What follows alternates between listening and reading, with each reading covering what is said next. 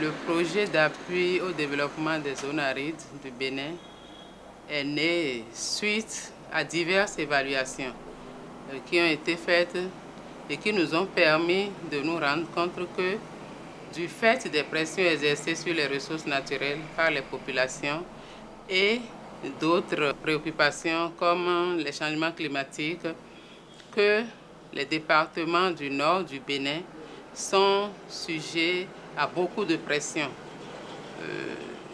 Les pressions anthropiques, les pressions des changements climatiques. Et c'est suite à ça que nous nous sommes dit, un groupe d'experts, qu'il faut porter une attention particulière sur les localités des départements du Borgou et de la Liborie. Mais du fait que c'est un projet pilote, nous avions porté l'attention sur quelques localités. Le projet de développement des zones arides est un programme d'assistance du Centre de développement des zones arides du Programme des Nations Unies pour le développement pour appuyer la poursuite de la mise en œuvre du programme national de lutte contre la désertification. Dans la planification stratégique macroéconomique du pays, notre document de stratégie et de réduction de la pauvreté a fait l'objet d'un verdissement, a fait l'objet d'une prise en compte de la dimension environnementale de façon très concrète. Alors, il fallait poursuivre cette activité de verdissement pour que dans tous les programmes et projets de développement qui vont découler de la mise en œuvre de la SRP, on puisse voir concrètement la dimension environnementale. Que la dimension environnementale du développement soit une dimension transversale dans tous les projets et programmes de développement. De la même manière, il est prévu que dans les plans de développement communaux, au niveau des communes, que l'aspect environnemental ne soit pas occulté. Une zone aride, c'est une zone sujette à un déficit prononcé de précipitations qui a des incidences sur la flore et la faune, sur l'écosystème. C'est la détérioration d'une zone soudanienne ou tropicale qui tendrait vers des tendances à la sahélisation ou à la désertification. Nous avons au Bénin principalement les zones arides dans la partie nord du pays, essentiellement focalisées sur les communes de Karimama et de Malanville. On en trouve aussi sur le plateau, sur la plaine du Gourma, de l'autre côté de la falaise de la Takora, Tangueta, Kobli, Matérié, Bukombe.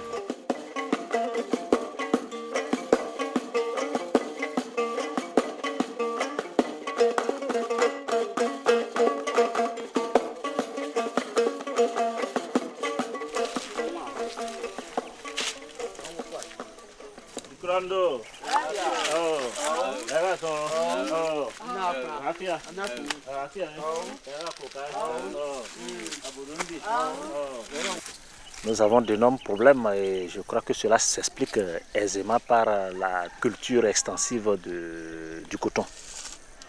Cette culture nécessite un espace avec peu d'ombrage, d'où alors la destruction des arbres. Étant donné que les arbres vont disparaître, vous voyez que cela va agir sur la pluviométrie. Le sol lui-même n'aura plus tout l'aspect qu'on lui connaissait. Donc il y aura disparition de couvert végétal. Et tout cela va agir sur l'ensemble du climat. Karimama et Banikwara sont deux zones situées au nord de notre pays. Voilà une zone du Bénin défavorisée par la nature, où la végétation est faible, où le couvert forestier est faible. Donc, il faut faire un appui à la population pour que le couvert soit reconstitué, pour que le sol soit restauré.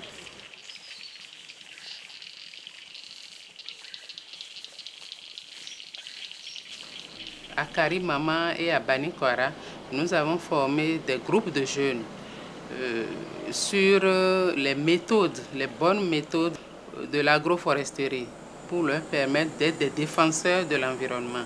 Non seulement ils vont répliquer ces méthodes à leurs camarades dans leur environnement, mais eux aussi seront les défenseurs de l'environnement par la pratique de ces bonnes méthodes.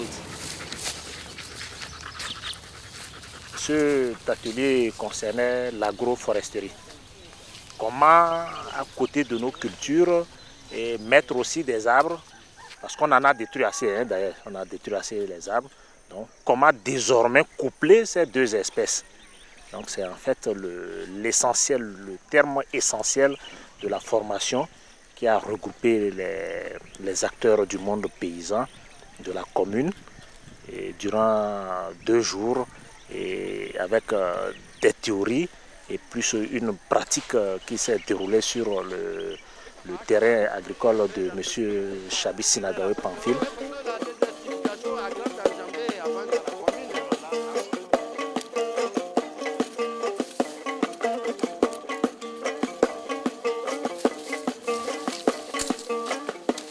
On était une 60aine environ à suivre la formation. Et cette formation nous a permis en réalité de pouvoir lutter contre la désertification. On nous a donné la notion que les cultures en couloir et les cultures de bordure, les haies vives, voilà, on a appris beaucoup de choses quand même. Donc nous avons utilisé la technique de haies anti-érosives et ça s'est installé sur les terrains en pente. Hein. À des écartements donnés, on installe des bandes d'arbustes qui ont la capacité de restaurer la fertilité du sol. Et entre les bandes d'arbustes, le paysan est en mesure de faire des cultures vivrières. Ça s'appelle aussi système en couloir. La retenue d'eau. Oui. La culture en couloir sert à lutter contre la dégradation des sols tropicaux. Et ça veut dire l'érosion avec multiples avantages. Mais ça sert à garder la fertilité du sol et ça sert à faire arrêter le courant d'eau qui auparavant ramassait les éléments nutritifs du sol en direction des dernières pentes. Alors, ça sert aussi à enrichir le sol avec les feuillages qui ne sont pas ramassés par les eaux courantes en direction de la pente.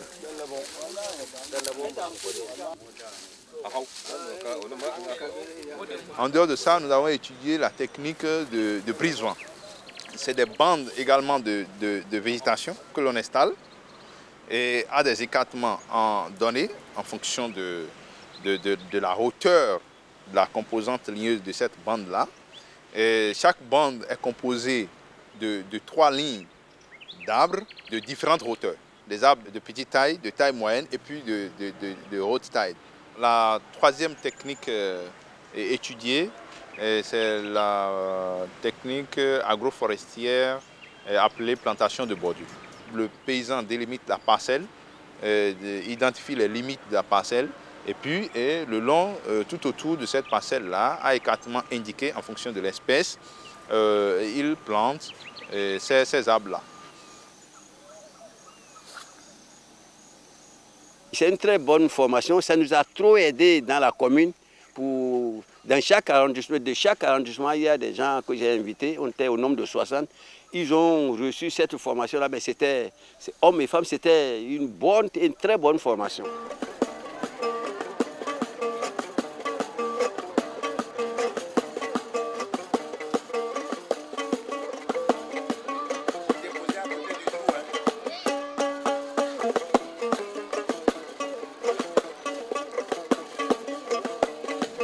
À Manonville, avec les écoliers, nous avions essayé de mettre en place un groupe d'enfants ambassadeurs, enfants défenseurs de l'environnement.